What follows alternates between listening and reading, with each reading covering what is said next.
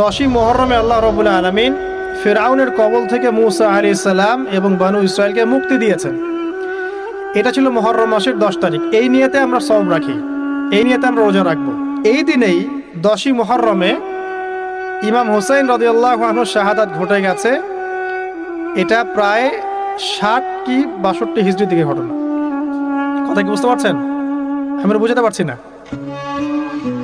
অনেক পরে। এই দিনেই হুসাইন রাদিয়াল্লাহু আনহু শাহাদাতটা ঘটে গেছে। এই কারণে আমাদের মধ্যে একটা প্রচলন হয়ে গেছে যে হয়তোবা এই উদ্দেশ্যে এখানে রোজা রাখতে হয়। আসলে ব্যাপারটা এমন নয়। একটু ব্যাখ্যা করলে বুঝবেন, আমি ব্যাখ্যাটা করতে চাচ্ছি, না হলে আপনাদের ক্লিয়ার হবে না। আর এই বক্তব্যটা হয়তো অনলাইনে যাবে, তা আমি এই জায়গা থেকে আপনাদেরকে একটু ব্যাখ্যা করে শোনাচ্ছি। একটু খেয়াল করেন আমার দিকে। রাসূল সাল্লাল্লাহু আলাইহি ওয়াসাল্লামের ইন্তেকালের পর খলিফা হন আবু বকর সিদ্দিক রাদিয়াল্লাহু আনহু, তারপরে ওমর রাদিয়াল্লাহু আনহু, তারপরে উসমান রাদিয়াল্লাহু আনহু। এই উসমান রাদিয়াল্লাহু আনহুর এই সময় থেকে শেষের দিকে একটা সমস্যা সৃষ্টি হয়েছে। কি সমস্যা? উসমান রাদিয়াল্লাহু আনহুকে কিছু বিদ্রোহীরা হত্যা করেছিল। একটু বোঝার চেষ্টা করেন, ইতিহাস পড়তে কিন্তু অনেক সময় লাগে, আমি খুব অল্প সময় আপনাকে শেখাচ্ছি। উসমান রাদিয়াল্লাহু আনহুকে হত্যা করেছিল কিছু বিদ্রোহী, ঠিক আছে?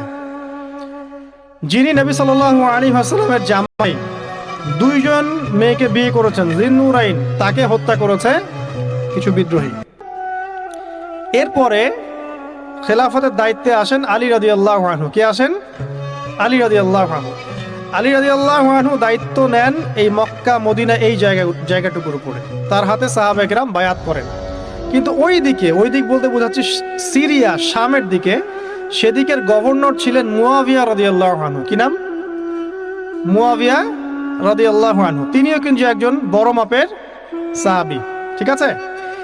তো মুয়াবিয়া রাদিয়াল্লাহু আনহু সেখানে নিজে সেখানকার খেলাফতের দাবি করেন।